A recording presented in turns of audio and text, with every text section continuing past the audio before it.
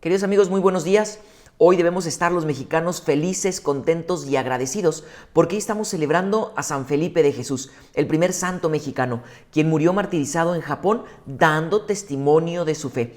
De San Felipe sabemos que desde pequeño pues era travieso, era muy inquieto y a los 21 años se encontraba en las islas Filipinas, a donde había ido a buscar una aventura, y ahí decidió reingresar a la orden de los franciscanos y escogió el nombre de Felipe de Jesús. Años más tarde, cuando se llegó el tiempo de la ordenación sacerdotal, se fue en barco hacia México para ser ordenado en su propia tierra, y hubo en el trayecto un naufragio en el barco donde viajaba, y durante un mes más o menos aproximadamente la nave estuvo a la deriva y providencialmente fue a dar a las costas de Japón. Se desató una persecución contra todos los cristianos y Felipe de Jesús murió atravesado por 2 lanzas el 5 de febrero de 1597, cuando apenas tenía 25 años. Un jovenazo que estuvo dispuesto a entregarlo, y lo hizo así toda su vida por Jesús. Para lograr la santidad como la de San Felipe,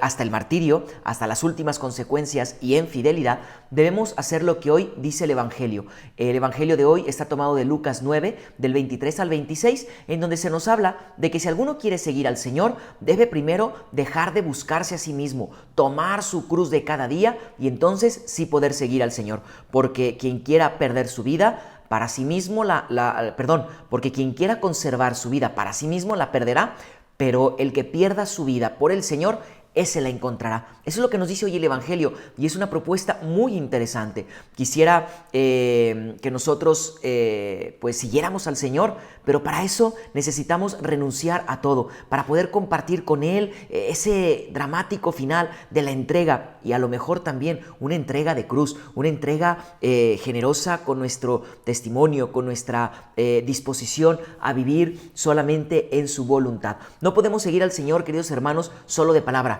sino que aceptar a Jesús en nuestra vida significa hacerlo con una adhesión fiel y firme a sus mandamientos en todas las situaciones concretas de nuestra vida. No podemos ser santos, no podemos pretender ser discípulos del Señor y llevar un cristianismo light, llevar una vida descafeinada, una vida decolorada de la fe. No. Para que podamos ser nosotros auténticos cristianos y poder ser sus discípulos, hoy el Señor nos da 4 requisitos.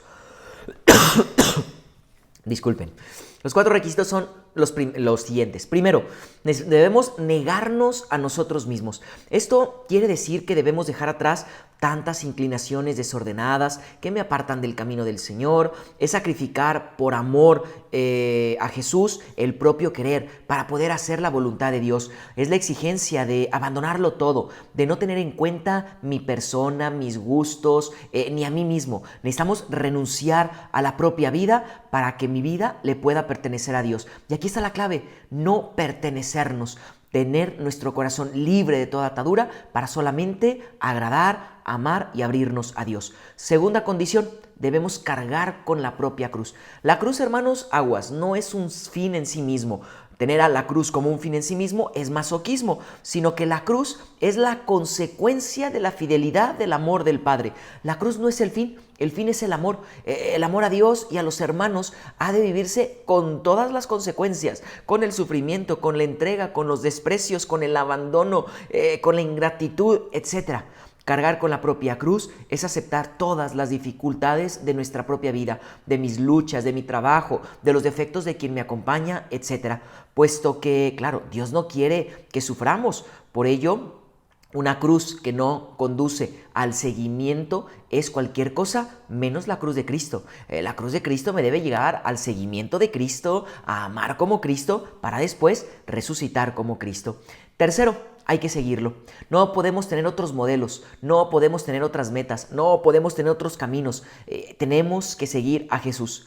Y la cuarta condición, perder la propia vida. Aquí el Señor nos está enseñando o nos está pidiendo a que estemos dispuestos a sacrificarlo todo por amor a Jesús, hasta el universo entero, hasta la propia familia, hasta los amigos, hasta los lujos y bienes, con tal de no perder nuestra alma para la vida eterna.